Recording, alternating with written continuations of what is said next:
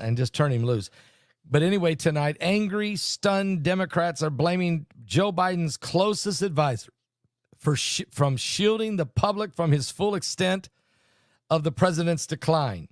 A star-studded fundraiser for President Joe Biden took place in Los Angeles last month, and George Clooney wasn't the only one who came away concerned about the president. Even before Biden made any remarks that night, whispers started to ripple through the crowd at the Peacock Theater about the president who had just arrived from Italy.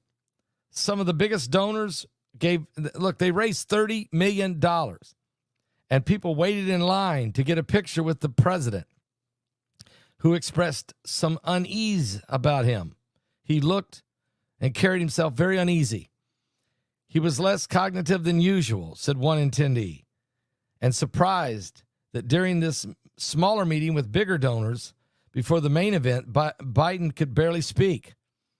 Instead, he turned the mic over to former President Barack Obama, which struck the guest kind of unusual. Now, Biden's appearance in California struck attendees as starkly different from the fundraising gala that he attended back in March in Radio City Music Hall, New York, with Barack Obama and former President Bill Clinton.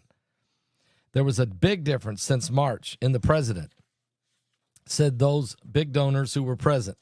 And they told CNN, he's just not the same.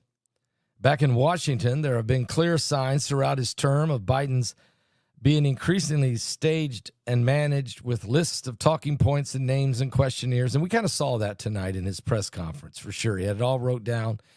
His opening remarks were on a teleprompter. Well, that's fine. But then his questions were already pre-list of who he had to call and when. And, he didn't let, Steve Ducey of Fox didn't get to ask a question. I can tell you that. The entire display is kind of an act, said one source close to CNN. They would come and say, hey, Mr. President, it's going to call on you in about 25 minutes. And here's his bullet points. And here is your question that you're to ask. A second source said it was echoed the same description when President Biden attended cabinet meetings. They were not freewheeling meetings when he would hold a meeting with his cabinet, but they were told what to ask him, and he was told how to answer. And we're talking cabinet, senior cabinet meetings. So, look, I'm not throwing the president under the bus at all because, as you guys know, I had a stroke in 2019, and and you guys saw it on the air.